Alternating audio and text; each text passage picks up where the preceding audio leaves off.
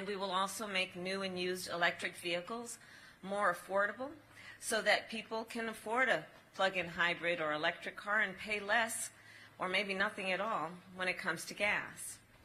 So these climate investments, as you all know, are the largest in our nation's history, extremely important in terms of dealing with the crisis that we face. Here in California, we watch it, see it. Governor, you've been doing a great job of addressing the wildfires. But around our nation, we're looking at floods and hurricanes, and we know that the moment is now. If we don't act now, it will be irreversible. So these investments are the largest our nation has ever made and will, in the process of addressing the crisis, create millions of jobs, good-paying jobs, in communities across our nation. And if people ask you, just in case they might, who's going to pay for all this, we'll let them know, as we promised, we are not going to raise taxes on families making less than $400,000 a year. But we are going to expect that our largest corporations will pay their fair share. And as we chart a course forward, we are excited about the work that is happening right now and the work that we are all here committed to doing together. And so let's talk about space. So 139 years ago, in this city of Oakland, we built the first space observatory. With funds that were provided by a local businessman, the observatory brought basically an 8-inch telescope right here. And there was extreme excitement. We've looked at the newspaper accounts of the day. Extreme excitement about what this innovation meant. It was written that there was going to be the ability of people here on a clear night to look up and see neighboring planets and faraway stars, things that had never been seen by the naked eye through any type of facility like this. It was so exciting. They talked about how you could see craters on the moon. I invite you all to read the articles. I was tempted to just quote from all of them, but we might be here all afternoon. So we have that history. And then, of course, at the turn of the century, there was a technological revolution. Wilbur and Orville Wright made their first flight.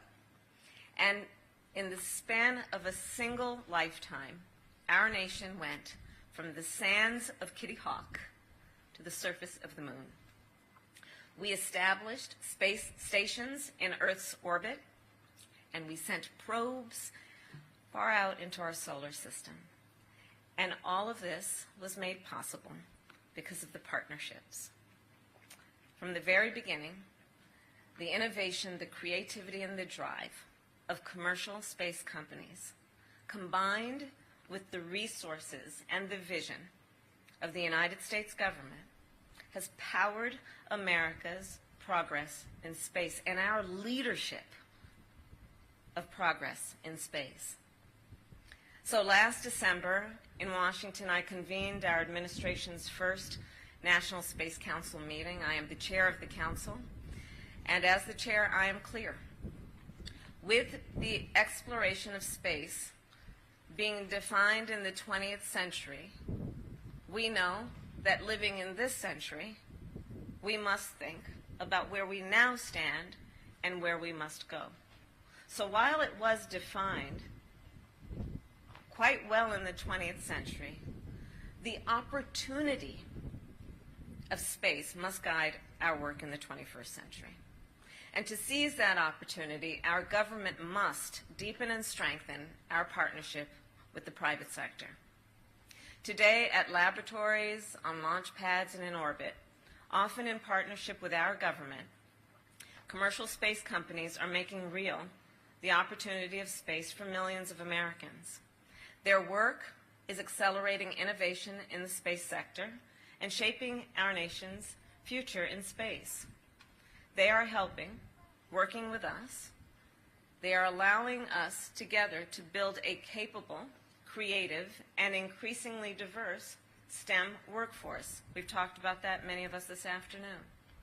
And this work helps to make sure that what happens in space benefits the people here on Earth. For example, commercial space companies design and launch satellites that predict the pattern of hurricanes.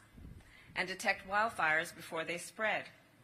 Here, in my home state, in our home state of California, firefighters rely on commercial satellites to communicate in areas where fire has destroyed a cellular network. And soon, a new generation of satellites will help us fight the climate crisis by tracking and allowing us to see the patterns of greenhouse gas emissions and to see that in real time. The commercial space industry is also a powerful engine for economic growth. Our nation's space economy employs over 354,000 people and generates $200 billion a year. As many of you know, later this month, NASA will launch Artemis 1. We're very excited about that. And it is the first in a series of missions that will return American astronauts to the moon, including the first woman and person of color. And should you choose Sala, you'll be next. The Artemis program would not be possible without the leadership and the partnership that we have with the commercial space industry. The United States, you see, is the flag of choice for space activities. It is the flag of choice. And with that comes great opportunity, but also great responsibility in terms of what course we will chart for the work that happens here on Earth that will then maximize the opportunities in space. So our nation is entering a new era, and that new era includes considering and thinking about our exploration in space and how we use space, and are we prepared for the possibilities, but also the challenges. To that end, we understand that we've got to update the rules because they're just simply outdated. They were written for a space industry of the last century. And when I was going through here just today, speaking with some of our innovators and looking at where the technology has grown in just the last decade, we know that we really are quite behind in terms of maximizing our collective understanding about how we will engage on the technology of today and what we can quickly and easily predict will be the technology over the next decades.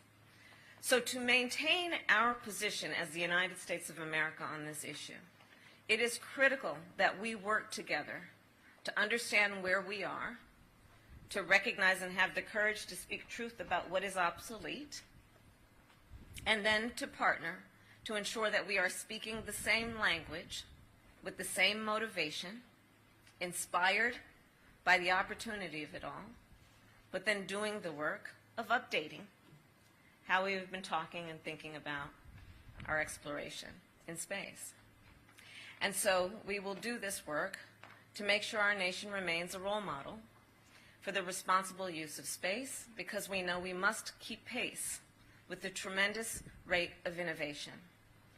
So we must write new rules to provide the clarity that all of us require, to provide certainty. We know that if we are to partner, if we are to invest, if we are to seek those who understand the potential of all of it, clarity and consistency is critical. And we know that we must write new rules that allow flexibility to incorporate the innovation that is occurring in real time. And so all of this is something that we can imagine, and not only imagine, but the work that we are committed through this convening, and the convening we are going to have in about a month, to get this job done, and to get it done with a sense of swift pace, understanding the technology is growing every day. So I am proud today to announce that our partnership with regulatory agencies will engage the private sector as we develop a new rules framework. And we will discuss this work and much more at our next meeting, at the next convening of the National Space Council. That meeting will take place on September 9th, and I look forward to seeing many of you there. So this is a convening with the preparation for a working meeting, is my point. And with that, I'll end with the story. So last month, President Biden and I unveiled the first photographs taken by the James Webb Space Telescope. I think we were all just in awe. I was sharing with some of the friends that when I first saw those photographs, I had a very intellectual response, which was wow. It was just extraordinary what it is teaching us in these moments where we face so many challenges in the world. And then to see those photographs and realize there is still so much we don't know and we've not seen, and giving us a sense of optimism about it all. And so those photos, of course, they were of our infant universe as it was billions of years ago, of swirling galaxies and dying stars, photos that revealed a universe of humble size and awe-inspiring beauty.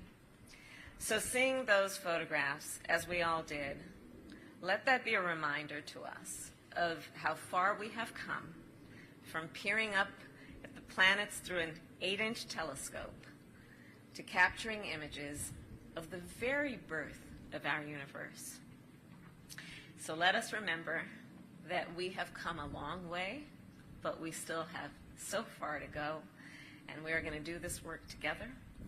And I thank you all for the partnership and for the innovation and for the awe-inspiring work. Thank you very much. Have a good afternoon.